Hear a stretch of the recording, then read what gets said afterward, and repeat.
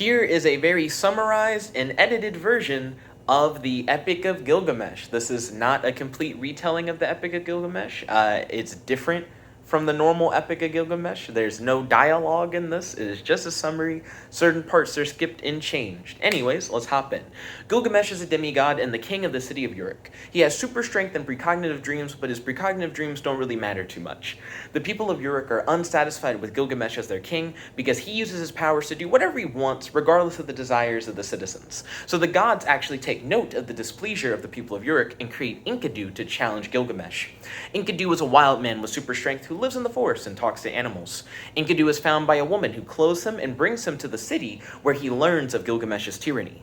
Disgusted by what he hears, Enkidu goes to fight Gilgamesh in an epic battle that shakes all of Uruk.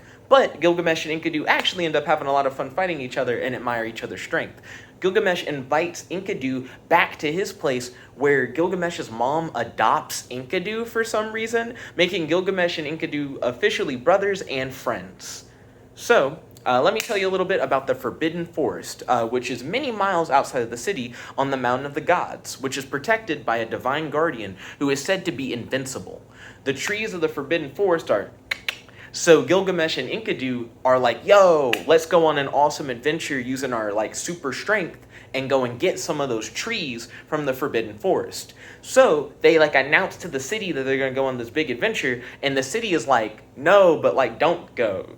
For real, though. Essentially, they're afraid because the divine guardian is said to be invincible, and they're like, yo, Gilgamesh, you're supposed to protect the city, right? But you're gonna die, because you're gonna fight that divine guardian guy, who literally cannot be beat. He is just an invincible guardian. So in order to reassure the citizens, Gilgamesh decides that he's going to, worship the sun god, and for whatever reason, the citizens are like, oh, okay, well, I guess if you have the favor of the sun god, you can go. So him and Enkidu go on a long journey.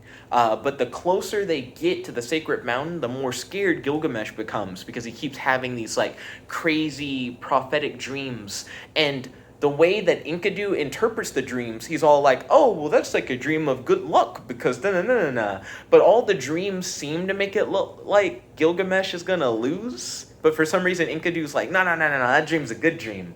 So they keep moving closer and closer, and eventually the sun god tells them, hey, the reason why the divine guardian is considered invincible is because he has these 7 magical garments that he wears. And when he wears all 7 of them, he's able to spread great fear, which essentially prevents anyone from really being able to fight him.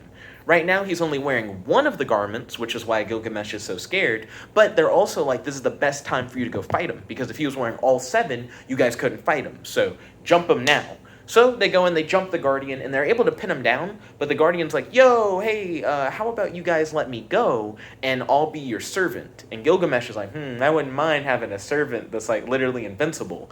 But Enkidu warns him hey, this guardian was created by a literal god, and if we don't kill him right now, his god will probably show up and kill us. So Gilgamesh reluctantly kills the divine guardian guy. They take some wood from the Forbidden Forest, and then they go back to the city of Uruk. When they make it back to the city of Uruk, there's this god named Ishtar that's like, ooh, Gilgamesh, ooh, I didn't know you were that bad. You went to the God Mountain? You're out here killing the Guardian? So Ishtar is like, I'll give you anything you want, Gilgamesh. Anything you want, if you let me, be your wife or whatever.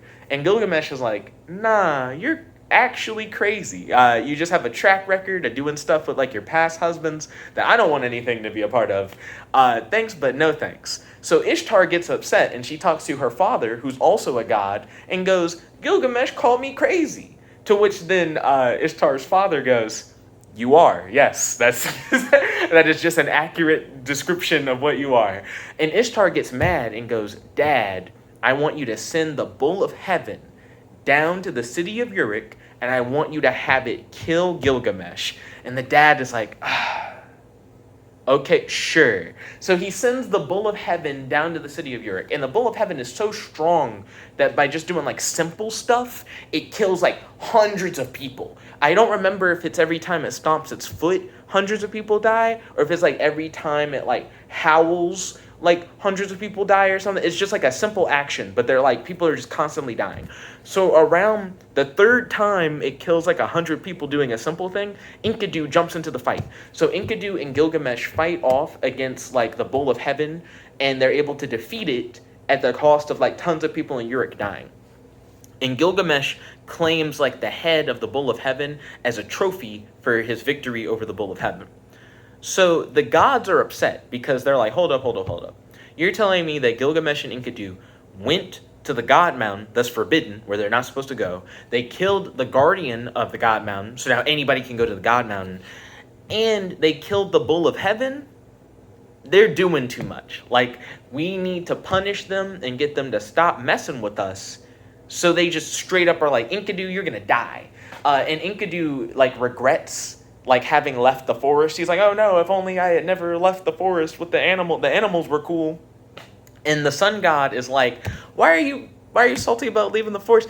I thought you lived a great life and you get to meet your best friend Gilgamesh or whatever. So then Enkidu dies, and Gilgamesh, of course, is upset. He's like, oh, nah, like we were friends. So he sets up a memorial for Enkidu, and he starts becoming worried about like his own mortality. He's like, ooh, like I may die eventually, you know, the same way that like Enkidu died. I need to find a way to become immortal. Now, apparently in this world, there already is a man who's like known as the immortal man. So Gilgamesh goes on like a big trek that takes him like through a pass that goes through the underworld, and he has to take a boat across like the waters of death to make it to an island where the immortal man lives. And the immortal man tells Gilgamesh, hey, there's like a flower that's like at the bottom of the sea. If you can get the flower and eat it, you'll become immortal. So Gilgamesh's plan is to wear stone shoes that allow him to walk at the bottom of the sea and collect the flower. He succeeds at doing this, but when he goes back to the city of Uruk, he decides that he wants to take a bath before he goes to approach the elders of Uruk, where he's going to offer them the flower so that they can become immortal, and then he'll take what remains of the flower so that he'll be immortal. But while he's in the bath, a snake eats the flower and it becomes immortal, and Gilgamesh is crushed by this. He's like, no, like I went through like this incredible journey, I did all this stuff all for naught. But what he realizes through his adventure is that he should not only value his own life, but the lives of the people of Uruk. And through this, he gains compassion. And through this compassion, he becomes the king that Uruk deserved, where he actually cares about his people. And that's the story of the Epic of Gilgamesh. It's about like leaving like a legacy behind, like doing great things. It's about respecting sacred stuff. It's about learning how to be compassionate and caring for others. It's about understanding your own mortality. It's about grief. A lot of cool concepts in the Epic of Gilgamesh. Now I want you guys to make your own video where you tell your own version of the Epic of Gilgamesh. Feel free to summarize stuff. Feel free to change things. Feel free to make it as long or as short as you want.